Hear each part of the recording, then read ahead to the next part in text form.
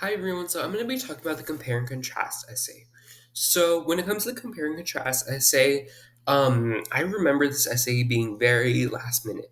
I remember writing it, part of it the day of it was due, writing for the due date, which I'm sure a few of us have always been in those positions. But this essay, oddly enough, was one of my best essays I've written grade wise. So I'm just going to get right into the meat of the essay. So we're actually going to skip the introduction. We'll do that last. So I compared and contrast different things about being in person and being in online school. So my prompt is actually for work, but as a student, my work is school, and I don't know much about the work life. So when I interpreted it towards school. So I'm going to read you guys just a paragraph and kind of talk about it. So, a common trait in both distance and in person learning is scheduling. Schedules allow students to have an idea of what times they are prompted to complete classwork.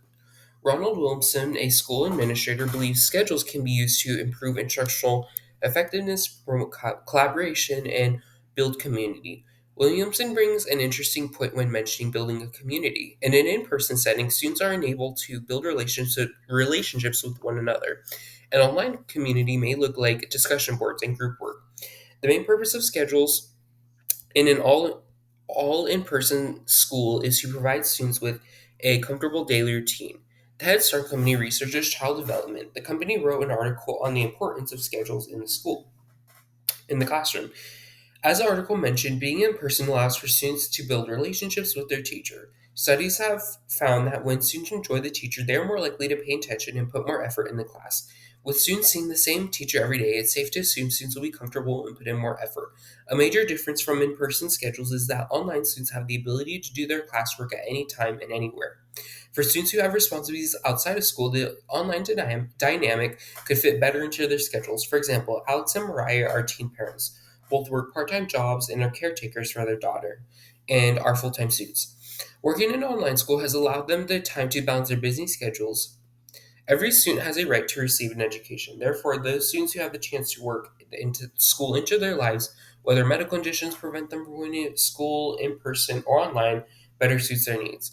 In conclusion, school schedules can look very different in an in-person and online school. However, schedules are the key to successfully completing school in both settings. So, as you can see, this paragraph kind of breaks down what it's like for compare and contrast. How you kind of make a point towards it's kind of in the middle, but then you kind of bounce off it. So you're going to say, um, you know, schedules can benefit them in this way, but also can benefit them in this way. So it's not as much you're writing about an argument, but you're more saying, here are the different options. You're kind of presenting it. That's how I looked at this paper is I'm presenting two different options. So by the end, you can kind of read the paper and be like, okay, for me as a student, I work or something, I have a big work schedule, I do a lot of things. So online school might be better for me. Or if you're a student that really loves to have that communication, loves to see people face to face, you can tell that you'll be an in person student. Or if you're still in the middle and you still don't know, at least you kind of have a pros and cons um, list kind of made for you in essay form. So I think that's really the magic of compare and contrast. So with all that in mind, I'm gonna just kind of scroll through here a bit. I'm gonna let you guys pause the video if you guys would like to read any further. But other than that, I hope you guys really enjoyed this video.